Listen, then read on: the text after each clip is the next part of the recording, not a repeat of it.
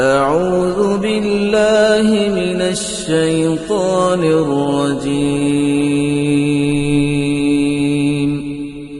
بسم الله الرحمن الرحيم. والنازعات غرقا والناشطات نشطا والسابحات سبحا فالسابقات سبقا فالمدبرات أمرا يوم ترجف الراجفة تتبعها الرادفة قلوب يومئذ واجفة أبصارها خاشعة يقولون أئنا لمردودون في الحافرة أئذا كنا عظاما نخرة قالوا تلك إذا كرة خاسرة فإنما هي زجرة واحدة فإذا هم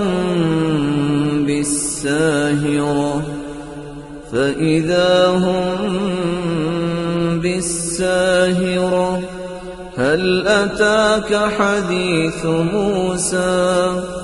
إذ ناداه ربه بالواد المقدس طوى اذهب إلى فرعون إنه طغى فقل هل لك إلى أن تزكى وأهديك إلى ربك فتخشى فأراه الآية الكبرى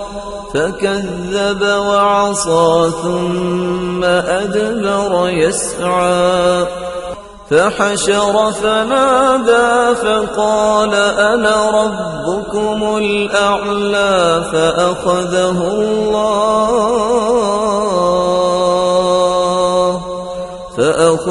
الله نكال الآخرة والأولى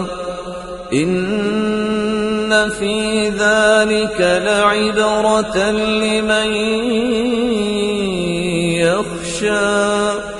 أأنتم أشد خلقا أم السماء بناها رفع سمكها فسواها وأغطش ليلها وأخرجضحاها والأرض بعد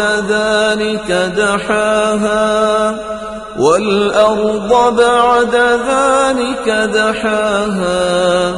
أخرج منها ماءها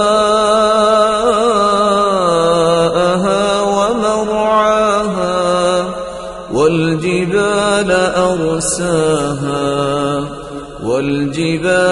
أرساها متاعا لكم ولأنعامكم فإذا جاءت الطامة الكبرى يوم يتذكر الإنسان ما سعى وبرزت الجحيم لمن يرى فأما من طغى وآثر الحياة الدنيا فإن الجحيم هي المأوى وأما من خاف مقام ربه ونهى النفس عن الهوى فإن الجنة هي المأوى يسألونك عن الساعة أيان مرساها فيم أنت من ذكراها إلى ربك منتهاها إنما أنت منذر من يخشاها كأنهم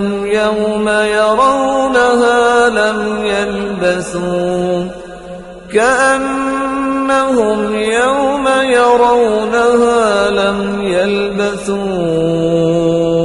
إلا عشية